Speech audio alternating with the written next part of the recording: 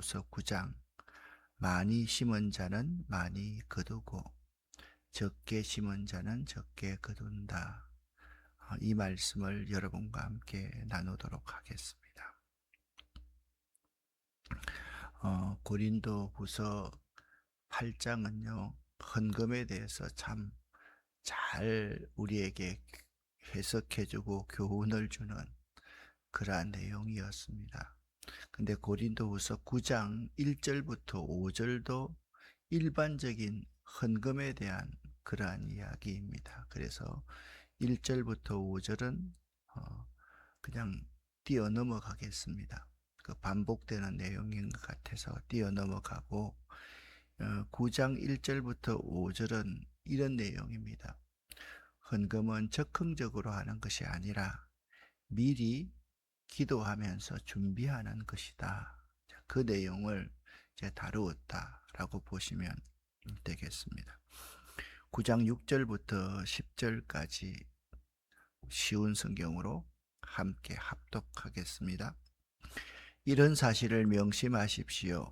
적게 심는 사람은 적게 거두고 반대로 넉넉하게 심는 사람은 넉넉하게 거둡니다. 각자 자기가 마음에 결정한 대로 내고 내키지 않는 마음이나 억지로는 내지 마십시오. 하나님께서는 흔쾌히 내는 사람을 사랑하십니다.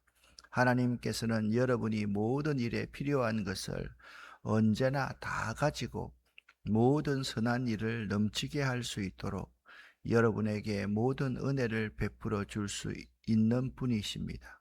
성경에 이렇게 기록되어 있습니다.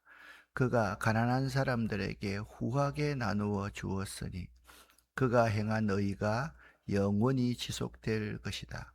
씨 뿌리는 자에게 씨를 주시고 먹을 양식을 주시는 하나님께서 여러분에게 씨앗을 주시고 그것을 성장시켜서 여러분이 거둘 의의 열매가 많아지게 하실 것입니다. 아멘. 성경은 우리에게 영적인 원리이자 삶의 법칙인 심음과 거둠의 원리를 우리에게 잘 가르쳐 주고 있습니다. 이게 단순하게 이렇게 농사 짓는 그런 이야기가 아닙니다. 무엇이든지 심으면 거둘 수 있다. 또 성경은 말합니다. 심는 대로 거두는 것이지 신앙인들은 요행이나 기적을 바라는 사람은 결코 아니다.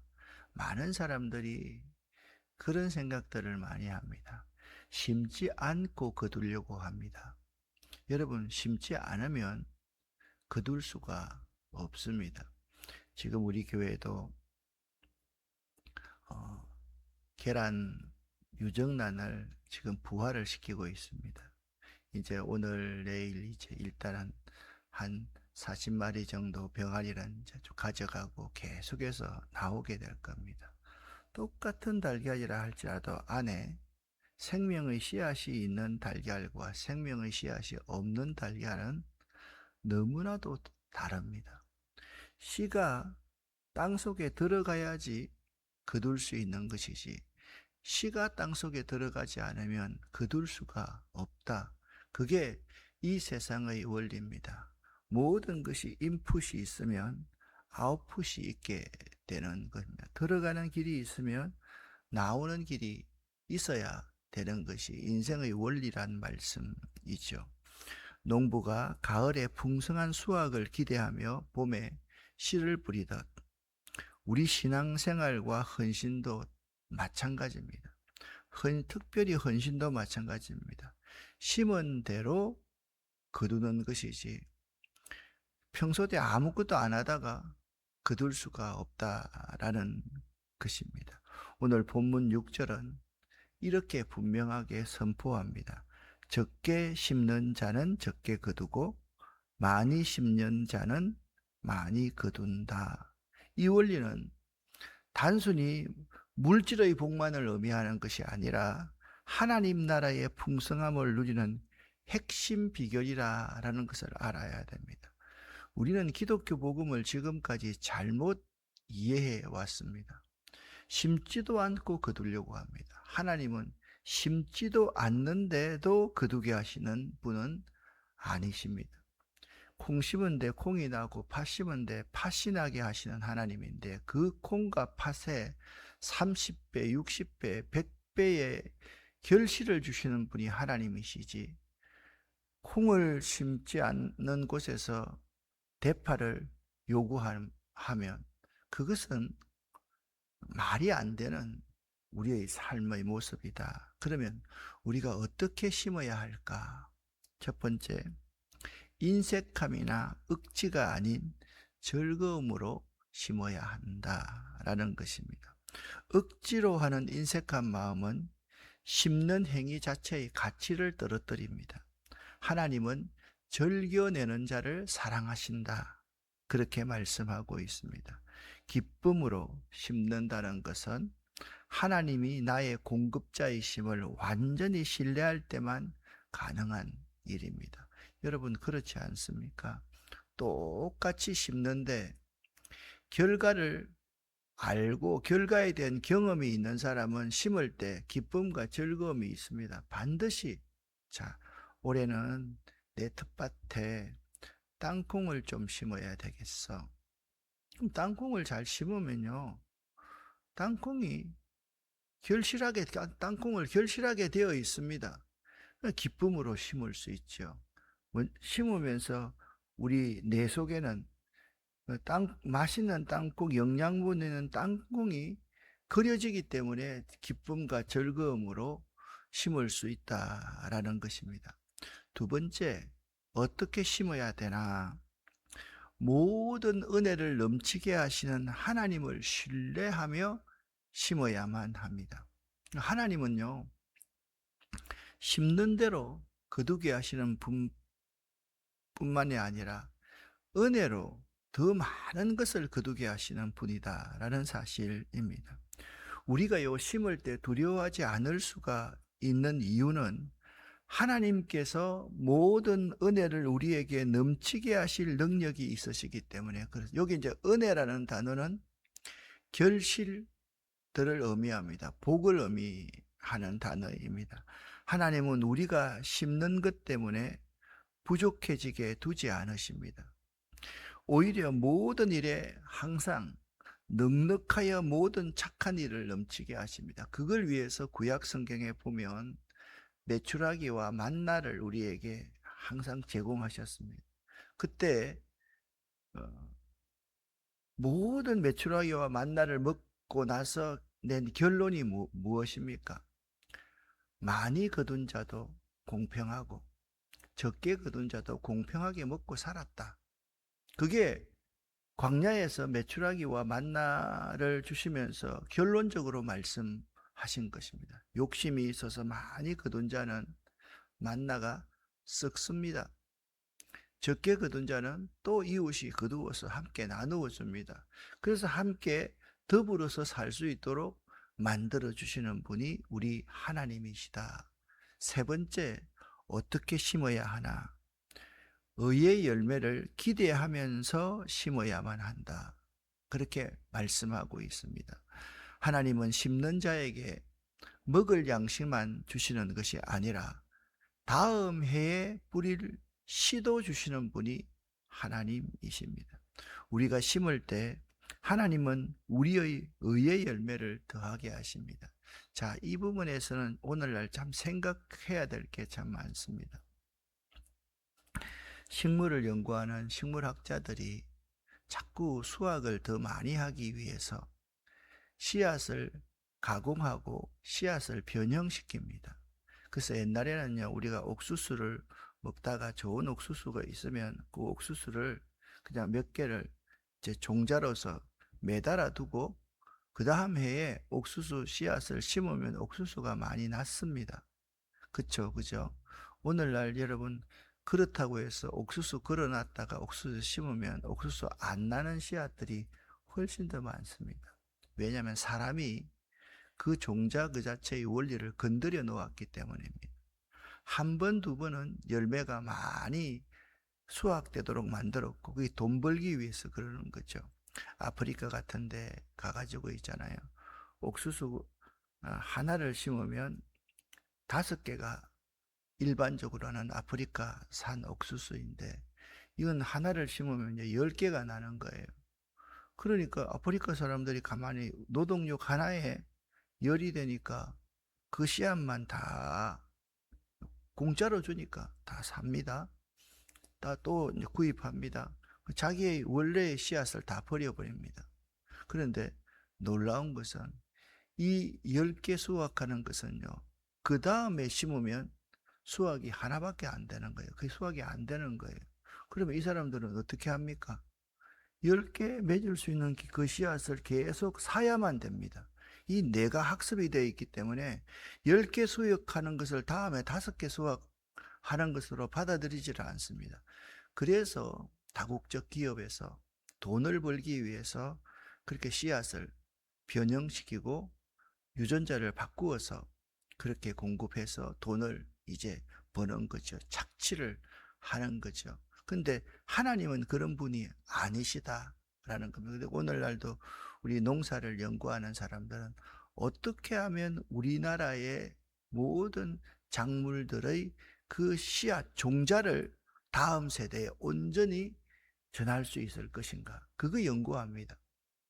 그거 연구해서 그거 연구를 잘하는 사람이 근처에 있으면 많은 수확을 얻을 수 있는데, 그렇지 않은 사람은 뼈 빠지게 일해도 그 종자 사고, 그 종자에 부산되는 모든 벌레들이 먹으면 그 벌레를 먹을 수 있는 충을 제거하는 약을 사고, 또 그것을 가공하는 모든 걸 하다가 빚지고 살 수밖에 없는 그러한 시대가 되어버렸다라는 거예요. 사실 환경운동을 하고 농사를 연구하고 이렇게 하면 굉장히 좀 입에서 거친 말이 나올 수밖에 없습니다.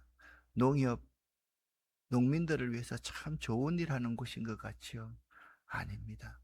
사실 농민들을 많이 착취하는 곳이 그러한 곳일 수가 있다라는 거예요. 그래서 사람들이 거칠어지고 싸나워지고 그렇게 하는 거예요. 다 배부른 다국적 기업들만 돈 벌게 하고, 이제 그 사람들이 뭘 가지고 돈을 남기느냐? 종자를 가지고 이제는 여기 우리한테 로얄티를 내야 돼. 그럼 꼼짝없이 그 로얄티를 내야만 농사를 지을 수 있는 그러한 시대가 되어 버렸습니다. 근데 하나님은 그런 분이 아닙니다. 하나님은 심을 양식만 주시는 분이 아니라 다음에 뿌리를 씨도 주시는데, 우리가 정말 농사를 지으면서 명심해야 될 것이 하나님이 주신 이 씨앗을 잘 보존하고 다음 세대까지 이어주는 작업을 우리가 하지 않으면 안 된다라는 거예요. 옛날에 농사 짓는 아버님이 항상 그런 말씀을 하셨습니다. 아무리 배가 고파도 종자에는 손대는 게 아니다. 그 말씀이 참 요즘엔 참 구구절절 옳으신 말씀이다 라는 생각을 할 때가 참으로 많습니다. 여러분, 우리는요, 물질적인 풍요를 넘어서 우리의 인격과 신앙이 하나님 보시기에 아름다운 열매를 맺으려고 하면 하나님이 주시는 그 말씀, 약속에 우리 인간적인 생각들, 인위적인 것을 자꾸 가공으로 덧붙이면 마찬가지입니다. 씨앗이 한 번 심고 나면 열매를 맺지 못하는 것처럼 자꾸 우리가 세속적인 사람으로 바뀔 수밖에 없다라는 사실을 알아야만 합니다. 자, 오늘 고린도후서 9장 11절부터 15절까지에서는 모든 감사의 종착역은 하나님이시다. 그것을 이제 8장부터 9장까지 연보의 이야기, 헌신의 이야기 다 포함해서 모든 감사의 종착역은 하나님이다. 그 부분을 우리에게 말씀하고 있습니다. 자, 쉬운 성경으로 11절부터 15절까지 읽어보겠습니다. 여러분은 모든 면에서 부유하여 넉넉하게 헌금하게 될 것입니다. 여러분이 바친 헌금을 우리가 전달하면 많은 사람들이 하나님께 감사하게 될 것입니다. 여러분이 행한 이러한 봉사는 성도들의 부족한 부분을 채웠을 뿐만 아니라 그것으로 많은 사람들이 하나님께 많은 감사를 드리게 될 것입니다. 여러분이 낸 구제헌금은 여러분이 그리스도의 복음을 믿고 순종한다는 것과 여러분이 그들이나 다른 모든 사람들을 너그럽게 도와주었다는 증거이므로 그들이 하나님께 영광을 돌리게 될 것입니다. 성도들은 하나님께서 여러분에게 보이신 놀라운 은혜로 인해 깊은 애정을 가지고 여러분을 위해 기도할 것입니다. 말로 다 할 수 없는 선물을 주신 하나님께 감사합니다. 아멘. 자, 15절을 명심하십시오. 말로 다 할 수 없는 선물을 주신 하나님. 참 이 하나님은 그런 분이십니다. 우리는 살면서 누군가에게 도움을 받으면요, 그 사람에게 고마움을 느낍니다. 하지만 믿는 우리들은 거기서 감사를 멈출 수가 없습니다. 자, 이분이 나를 도와주셨잖아요. 그러니까 이 사람에게 내가 감사하다. 거기에 멈춰서는 안 된다라는 것. 이분에게 도울 수 있는 마음과 여건과 환경을 주신 그 하나님께 감사할 수 있어야 된다라는 말씀입니다. 나에게 도움을 주시고 그 환경을 허락하신 하나님께로 향하지 않으면 안 됩니다. 오늘 마지막 본문인 고린도후서 9장 11절부터 15절은 우리가 믿음으로 심고 나눌 때 그것이 단순히 사람 사이의 정을 넘어서 어떻게 하나님께 드려지는 거룩한 제사가 되는지를 잘 보여주고 있습니다. 그리고 모든 일의 동기인 말할 수 없는 하나님의 은사에 대해서 우리에게 증언하고 있습니다. 여러분 한번 보십시오. 사도 바울이 고린도후서에서 그렇게 이 연보 헌금에 대해서 강조하는 이유가 무엇일까요? 그 시절 하나님 나라를 확장하는데 헌금이 너무나도 중요하기 때문에 강조하는 겁니다. 그런데 헌금이 너무나도 중요하기 때문에 헌금을 강조하지만 사도 바울은요, 뭘 말하고 있는가 하면 자꾸 헌금 이야기를 하는 게 아닙니다. 여러분 8장과 9장을 잘 보십시오. 헌금 이야기를 하는 것이 아니라 사람 이야기를 하고 있습니다. 사람에 관한 이야기를 하고 있다고요.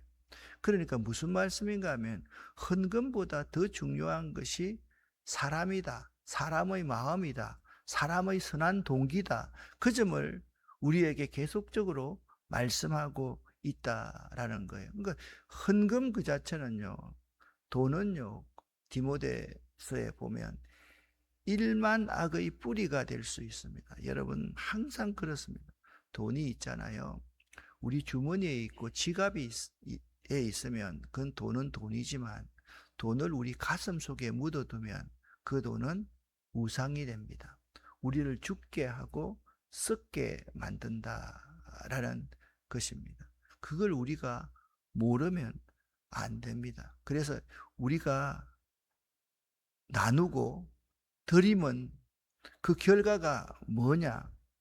넉넉하게 하나님이 우리에게 허락하시는 것은 풍성한 헌금을 하나님께 드리도록 하기 위함이다. 이제 그 말이 똑같은 말씀이 뭐냐면 돈 벌어서 남주자. 돈 벌어서 하나님께 영광 돌리자. 하나님이 우리를 축복하시는 이유가 뭐냐? 넉넉하게 하나님께 드려서 하나님을 통해서 많은 사람을 나누게 하기 위해서 하나님이 우리에게 바로 풍성하게 주시는 거예요. 마찬가지입니다. 건강도 마찬가지입니다.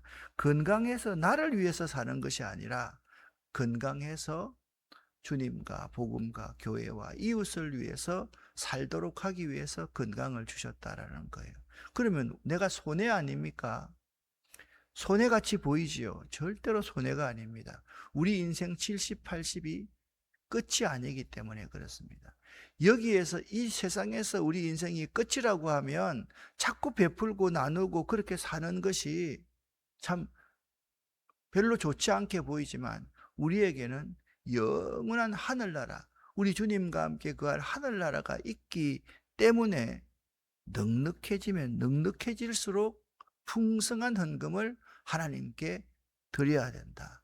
그 마음을 가지라 사도 바울은 말씀하고 있습니다. 영국의 한 자성가가 이런 말을 했습니다. 내 손에 쥐고 있는 것은 사라지지만 하나님 손에 맡긴 것은 영원히 내 것이 된다 하는 말을 했습니다. 여러분 다시 한번 여러분과 제가 읽어보겠습니다. 내 손에 쥐고 있는 것은 사라지지만 하나님 손에 맡긴 것은 영원히 내 것이 된다. 아멘. 오늘 설교 말씀을 가운데 이것 하나만 잘 명심하면 여러분 될 겁니다. 그 우리가 손에 쥔다는 것은요, 손에 꼭 모래알을 잡는 것과 똑같습니다. 모래알 잡으려고 꽉 누르면요, 누르면 누를수록 이 압이 생겨서 모래가 밑으로 다 빠져버리고 나중에 남아있는 것은 모래 몇 개만 내 손에 붙어 있습니다. 그렇습니다. 우리가요, 하늘의 보물창고에 자꾸 쌓아갈 수 있어야 되지, 내 보물창고만 채우면 신약 성경에 나오는 그 어리석은 부자처럼 이 어리석은 자여, 오늘 밤 내가 네 영혼을 취해갈 건데 이 모든 것이 네 것이 되겠느냐. 우리 건강도 마찬가지입니다. 우리의 자녀도 마찬가지입니다. 우리의 돈도 마찬가지입니다. 모든 게 다 마찬가지입니다. 우리는 어리석은 사람이 되어서는 결코 안 된다라는 말씀입니다. 우리가 하나님 손에 맡길 때 그 순간부터 너그럽게 하나님을 통해서 나누게 될 것을 우리는 믿습니다. 그 맡김을 통한 나눔은 하나님을 향한 감사의 제목이 되어서 우리에게 되돌아옵니다. 그렇습니다. 우리 손에 쥐어 있는 것은 그것이 작은 것 같지만, 자, 벳세다 강자에서 보리떡을 바쳤던 그 어린아이를 한번 생각해 보십시오. 5천 명 넘어서 2만 명, 3만 명이 그 벳세다 강야에 있습니다. 벳세다 강야에서 보리떡을 바친 그 어린아이의 그 작은 믿음, 그 도시락 하나가 주님 손에 들리우게 됐을 때는 5천 명을 먹이고도 12강줄이 남았다. 그렇게 성경은 증언하고 있습니다. 우리 손에 있는 것은 작은 것 같지만 우리 하나님이 그것을 사용하시면 큰 역사가 일어납니다. 할렐루야. 우리는 그것을 믿습니다. 그래서 믿음으로 산다는 것은 뭐냐? 하나님께 기대를 품고 사는 것을 의미합니다. 그렇기 때문에 여러분 이 말씀을 명심하십시오. Step out in faith. 믿음으로 나아가라. 믿음으로 나아가라. 믿음으로 나아간다는 것은 믿음으로 걸어간다는 의미만은 아닙니다. 믿음으로 나아간다는 것은 내 모든 것을 누구에게 맡긴다요? 하나님께 맡기는 것을 의미합니다. 내가 내 것이라고 주장하면 다 사라져버리고 그것 때문에 내가 상처를 받고 그것 때문에 많은 사람에게 상처를 주는 사람이 되지만, 하나님께 맡겨놓으면요, 그거는 좀미 서는 것도 없고 동록이 서는 것도 없습니다. 그것은요 항상 영원하다. 그 점을 우리가 잊어서는 안 됩니다. 자, 오늘 참 귀한 슬로건 같은 말씀이 2개 나왔잖아요. 그죠? 내 손에 쥐고 있으면, 하나님 손에 맡기면 우리가 믿음으로 나아가라. 믿음으로 나아가라. 이 슬로건을 우리가 잊어서는 결코 안 되는 것입니다. 나눔은요, 성도들의 부족함을 채울 뿐 아니라 하나님께 감사하게 됩니다. 구제는, 베품은, 헌신은 단순히 배고픈 자의 배를 채워주는 사회사업이 아닙니다. 본문 12절에서는 그 말씀을 뭐라고 말한가 하면, 구제와 헌신이라는 것은 봉사의 직무, 곧 봉사의 직무가 나누고 드립니다 라는 겁니다. 그러니까 여러분 잘 헌금할 수 있는 것은 뭐 하는 거예요? 봉사하는 거예요. 봉사하는 거예요. 구제하는 것, 봉사의 직무다라는 사실입니다. 우리가 어려움에 처한 형제들을 도울 때 도움받는 형제는 우리에게 고마워도 하지만 동시에 이런 생각을 합니다. 하나님께서 나를 잊지 않으셨구나. 그 하나님께 깊은 감사를 드리게 되는 것입니다. 나눔은 하나님께 드리는 감사의 통로다. 이걸 여러분들이 잊지 말아야만 합니다. 마지막 한 가지 더 우리가 생각해야 될 것이 있습니다. 나눔은 서로를 위한 간절한 기도로 이어집니다. 도움을 받은 사람은 도움을 준 사람들을 위해 마음으로 간구하게 됩니다. 이는 하나님이 주신 지극한 은혜가 양쪽 모두에게 임했기 때문입니다. 나눔을 통해 성도 간의 영적인 연합이 일어나고 서로를 위해 기도하는 아름다운 공동체가 세워지는 것입니다. 자, 그러면 오늘 8장 9장을 마무리하면서 이런 생각을 한번 해보면 좋습니다. 내가 풍성하게 하나님께 드리는 연보는, 헌금은 이것을 통해서 서로를 위해서 기도하는 아름다운 공동체를 세울 수 있는 봉사의 직무다. 그렇게 생각하시면 되겠습니다. 8장에서 항상 헌금을 이렇게 표현합니다. 그 은혜다. 이 은혜다. 헌금의 가장 기본적인 것은 예수 그리스도의 십자가의 사랑과 은혜가 기초가 되어야 된다. 예수 그리스도의 십자가의 사랑과 은혜가 기초된 사람은 얼마를 드릴 것인가 그걸 생각하는 사람이 아니라, 얼마만큼 많은 것을 드릴 것인가 그걸 생각하는 것이 아니라, 그 은혜와 사랑에 내가 어떻게 보답할까 그것을 생각하는 사람이다. 꼭 여러분 평생에 명심할 수 있기를 예수 이름으로 간절히 축원합니다. 한 가지만 강구를 드리겠습니다. 오늘 저녁 수요 예배는 있습니다. 그 내일 새벽에 성탄절날 새벽 예배는 가정 예배로 드리도록 하고 11시에 모이도록 하겠습니다. 다시 한번 말씀드립니다. 오늘 저녁 수요 성경 강해는 있습니다. 그리고 내일 새벽 기도회는 가정 예배로 드리시거나, 그리고 여기 나오셔서 여러분이 조용히 기도하고 돌아가시기를 부탁을 드립니다. 기도하겠습니다. 하나님 아버지, 우리는 헌금하는 것이 내 것을 하나님께 드리는 것으로 생각해 왔습니다. 헌금의 모든 기초가 나를 위해 십자가에 돌아가신 그 예수 그리스도의 사랑과 은혜에 기초한다는 것을 깨닫게 도와주심을 감사합니다. 헌금이 그 은혜, 그분의 사랑임을 깨닫게 도와주셔서 감사합니다. 이 헌금이 봉사의 직무임을 깨닫게 해주셔서 참 감사합니다. 내 손에 움켜쥐려고 하면 모든 것이 사라지지만, 하나님 손에 맡기면 더 풍성히 30배, 60배, 100배로 열매 맺는다는 사실을 잊지 않게 도와주시옵소서. 저희들 믿음으로 나아가기를 원합니다. 하나님께 우리 인생 모두를 맡기고 살아갈 수 있는 저희들 될 수 있도록 도와주시옵소서. 이 새벽에 기도하는 우리 모두의 기도를 들어 응답하여 주시옵소서. 예수 그리스도 이름으로 축복하옵고 간절히 기도 올립니다. 아멘. 주여